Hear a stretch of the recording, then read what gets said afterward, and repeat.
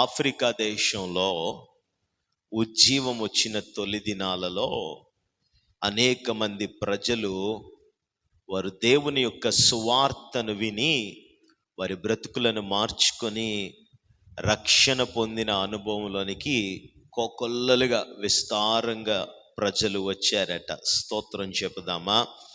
కేవలం బాప్తిజం తీసుకొని రక్షణ పొందటం మాత్రమే కాదు, కానీ ఆత్మీయంగా ఆధ్యాత్మికంగా మేము దినదినము ఎదగాలి, బలము పొందుకోవాలి అనే ఆశతో కంటిన్యూస్గా దేవుని యొక్క వాక్యాన్ని చదువుతూ ఉండేవారట.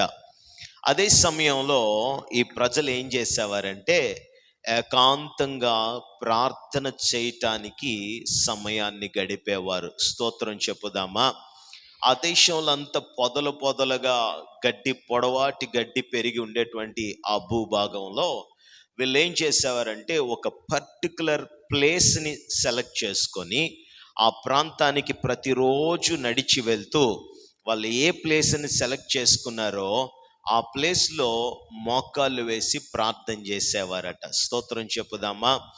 ఈ ప్రాంతం అంతట్లో ఒక 10 పొదలు ఉండుంటే గనక ఆ గడ్డిలో నడుచుకుంటూ వెళ్ళి ఒక్కొక్కరు ఒక్కొక్క చోట 10 పొదలున్న 10 చోట్ల మోకాళ్ళు వేసి ప్రార్థన చేసేవారట. దేవునికి మహిమ కలుగును గాక.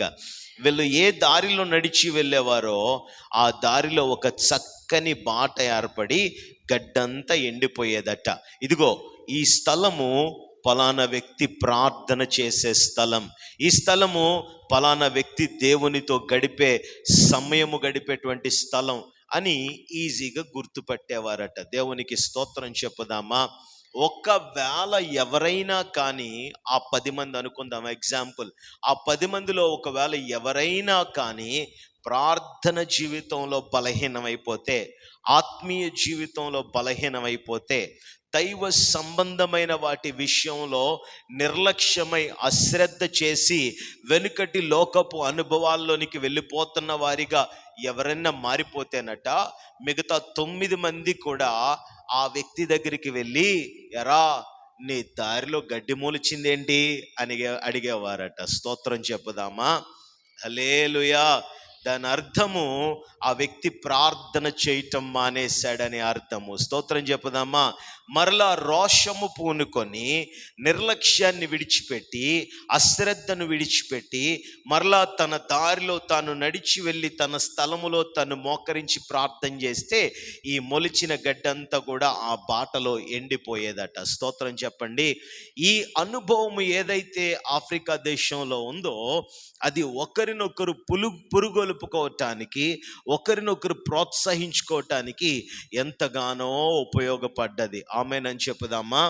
మనకి కూడా దేవుని వాక్యము 2వ దినవృత్తాంతాల గ్రంథము 29వ అధ్యాయము 11వ వచనములో రాయబడిన మాటలో గమనిస్తే, మీరు అశ్రద్ధ చేయకండి అని దేవుని యొక్క వాక్యము మనకి తెలియచేస్తూ ఉంది.